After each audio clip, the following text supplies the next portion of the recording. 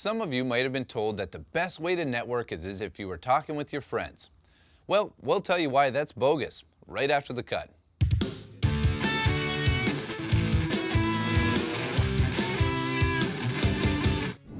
Hi everyone. For a lot of students and recent grads, just the thought of networking can be as scary as public speaking or even asking someone out on a date. Like, in person, not on Tinder. That's why a lot of people try to approach networking just like they would hanging out with friends or having a blast at a house party. Now, while this approach will help with getting your nerves under control, what it won't do is lead to networking experiences that will lead to new career opportunities.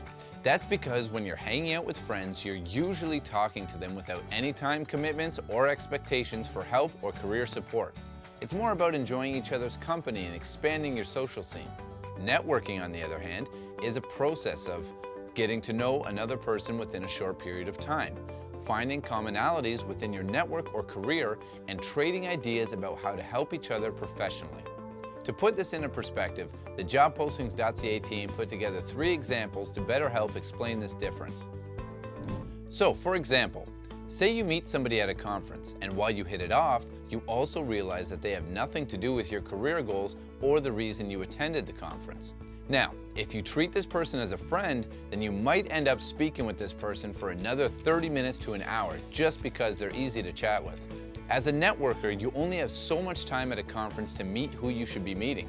So in that scenario, invite that person out for a drink after the conference and make your exit by telling him or her that there's a few other people you need to speak with before the conference wraps up.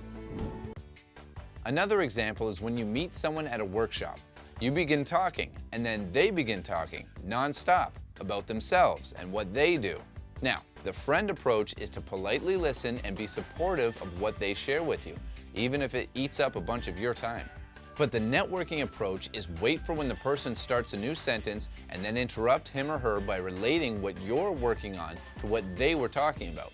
This will keep the conversation going, but it'll also keep things balanced.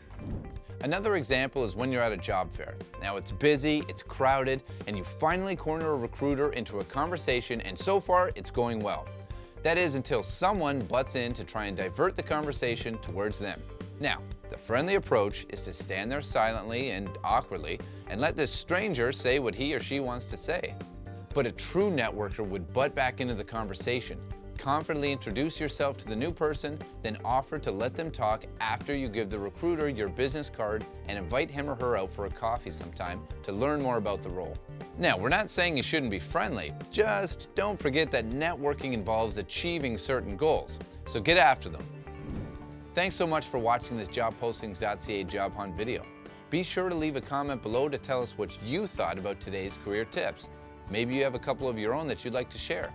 And if you have any questions about this video or have requests for future job tip videos, please let us know. We'll do our best to answer everybody. In the meantime, if you like this video, please click the like button or share it with your friends. And don't forget to click the subscribe button just down below.